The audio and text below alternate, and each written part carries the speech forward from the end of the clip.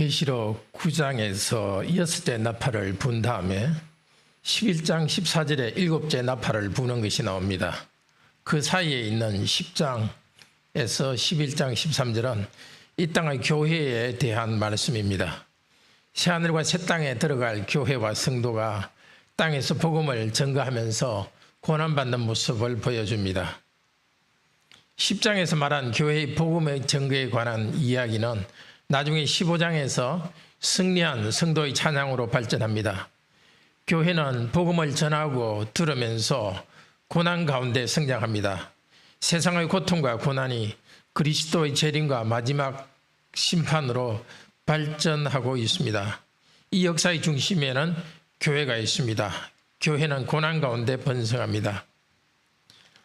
먼저 1절에서 7절은 하늘에서 책을 가지고 내려온 천사가 그 책을 주는, 작은 책을 주는 내용입니다. 1절에 보면 내가 또 다른 힘센 천사를 보았다고 하는데 이 천사는 조그만 책을 손에 가지고 있습니다. 나팔 부는 천사와는 다른 천사입니다. 이 힘센 천사는 앞쪽에 5장 2절에서도 나타났습니다. 그때는 그 책은 보좌에 앉으신 하나님께서 책을 가지고 있었습니다. 힘센 천사는 요한에게 소통하는 나레이터 역할을 했습니다. 이 책의 도장을 누가 뗄 것인가 하면서 요한에게 말을 했습니다. 그때 하나님 아버지로부터 어린 양 그리스도께서 책을 받으셨습니다. 이번에도 그 힘센 천사가 10장에 나타났습니다. 그런데 이번에는 그 책을 아버지나 어린 양이 가지고 계신 것이 아니라 힘센 천사 자신이 가지고 있습니다. 그리고 5장에서 책은 큰 책이었는데 두루마리였는데 이번에는 작은 책입니다. 5장에는 어린 양께서 책을 받아서 도장을 떼시면서 책이 열렸는데 10장에서는 요한은 책이 이미 열려 있는 것을 보았습니다.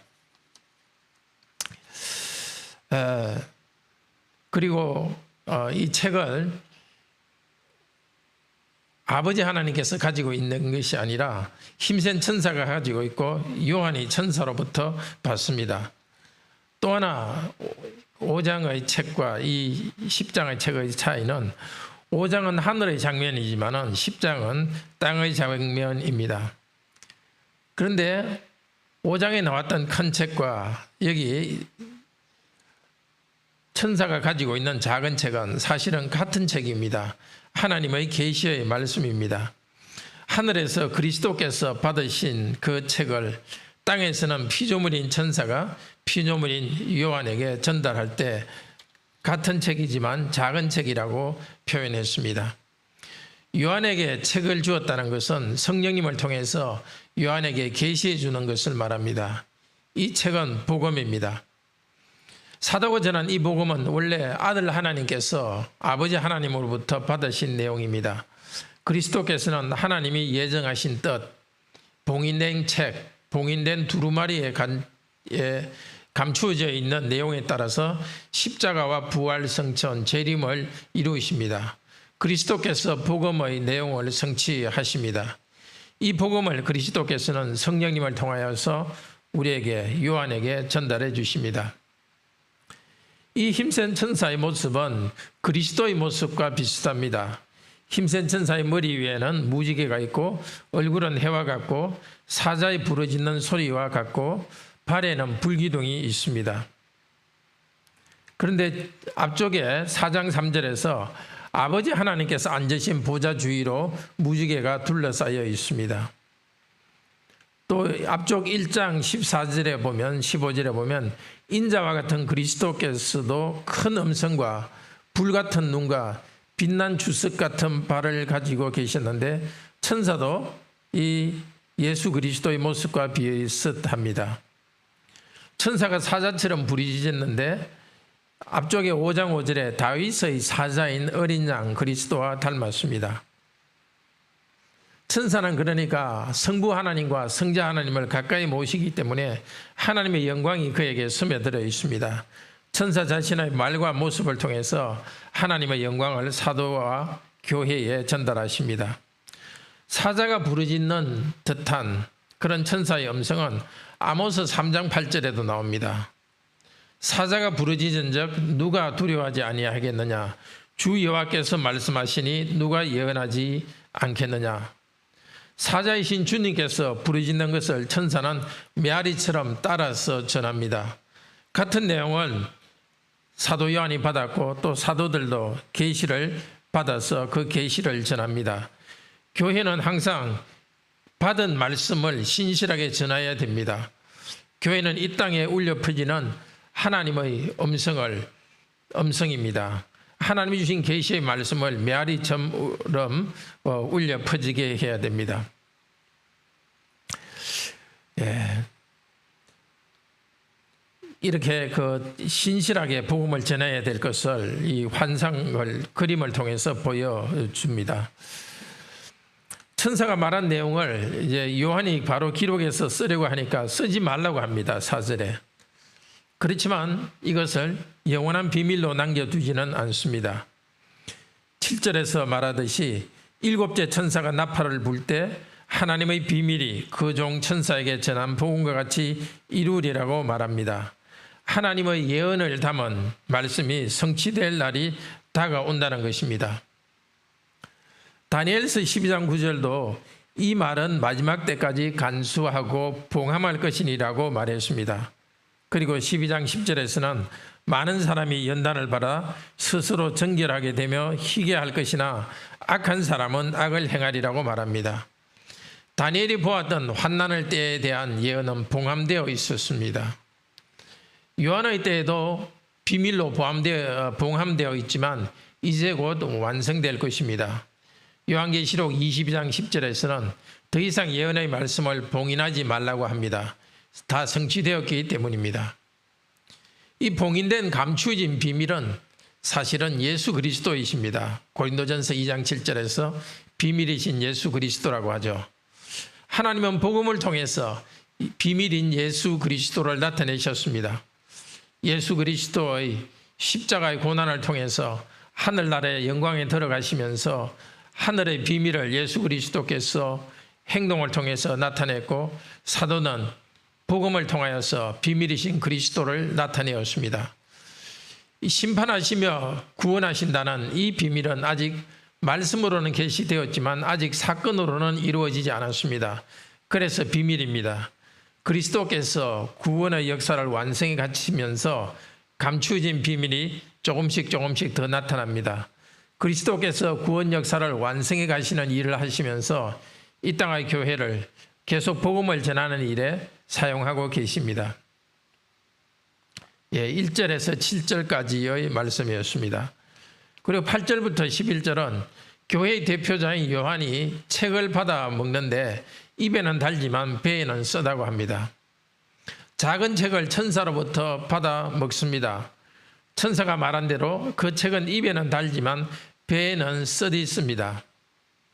이 쓰다는 것은 고난을 말합니다. 예레미야 15장 16절 17절에서 예레미야 선지자도 같은 것을 경험했습니다. 하나님께 예레미야는 이렇게 말했습니다. 제가 하나님의 말씀을 받아서 먹었고 제가 그것을 기뻐합니다.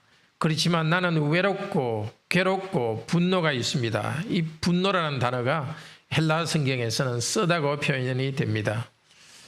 예레미야가 하나님의 달콤한 말씀을 사람들에게 전하지만 사람들이 불순종하기 때문에 예레미야는 쓰디쓴 고통과 거룩한 분노가 생겼습니다. 또 그가 전하는 말씀을 통해서 핍박을 받으니까 말씀이 그에게 쓴맛이 났습니다. 과거 선지자들이 당한 이 고난을 요한도 당했고 사도들도 당했습니다. 어느 시대나 복음을 정직하게 전하는 주의 종들은 불순종하는 사람들 때문에 쓰디쓴 고난을 받습니다. 그러나 말씀 그 자체는 달고 기쁩니다. 오늘 본문 11절은 백성들과 나라들과 방언들과 임금들에게 예언하라고 이렇게 했는데 에게는 대항하여라는 뜻도 있습니다. 구원을 주시는 복음 말씀에는 세상에 대한 심판의 메시지도 포함되어 있습니다. 교회는 심판의 메시지를 전하기 때문에 고난을 받습니다. 그래서 예레미야도 요한도 고난 가운데 복음을 전했습니다. 또 복음에 순종하여서 살아가는 성도들, 삶으로 증거하는 성도도, 모든 성도도 이 고난에 참여합니다. 지난 2000년 동안 교회는 세상 가운데서 복음을 전하며 고난을 받아왔습니다. 세상에 대한 심판의 메시지를 전하기 때문입니다. 그러나 심판의 메시지의 중심에는 누구든지 회개하는 자는, 주의 이름을 부르는 자는 구원을 받는다는 복된 소식이 있습니다. 모든 참된 성도는 복음을 달게 받습니다. 그러나 성도가 삶으로 순종하고 또 입으로 증거할 때 고난이 있습니다. 이 참된 축복, 복음의 구원의 복음을 받았으니 고난도 잘 참고 견딥시다. 형제자매 여러분, 어린 양 예수께서는 아버지 하나님께 십자가의 복음의 책을 받아서 그 책의 계획대로 십자가에서 우리의 구원을 성취하셨습니다. 또 하늘에서 하나님께서는 십자가의 복음을 중심으로 이 세상을 다스리고 계십니다. 예수 그리스도의 승천과 다스림과 재림의 구원의 일을 이루어가고 있습니다. 이 구원의 일을 작은 책에 이라는 상징을 통하여서 복음에 담아주었고, 그 복음을 사도들을 통해서 계시하여서 우리들이 그 복음 말씀을 전하고 듣고 그대로 살아가게 했습니다. 그리스도께서는 성령님을 통하여 사도들이 이 복음을 전하게 했습니다. 사도들을 뒤이어서 교회에서 우리도 계속 말씀을 전하고 있습니다. 교회가 복음 말씀을 전하고 들을 때 입에는 달고 달콤합니다.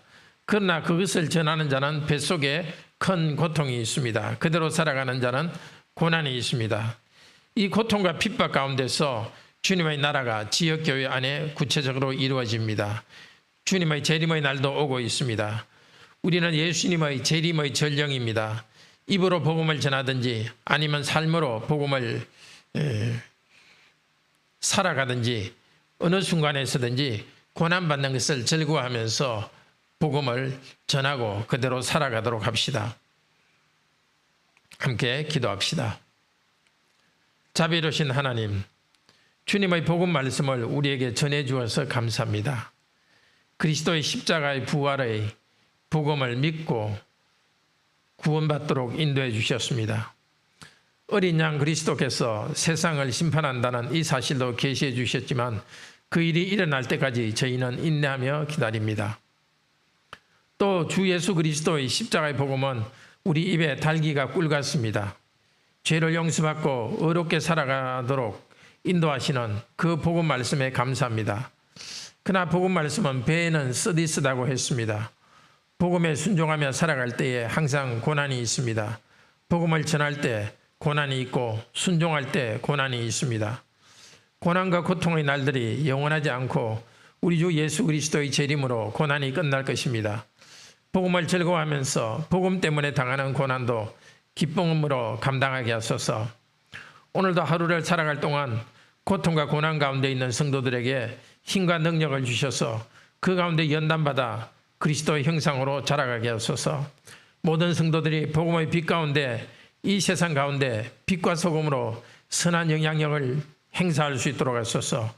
우리의 삶으로 복음을 나타내게 하시고 우리의 입술로 복음을 전하면서 이 복음의 사람들로 살아가도록 인도하여 주소서.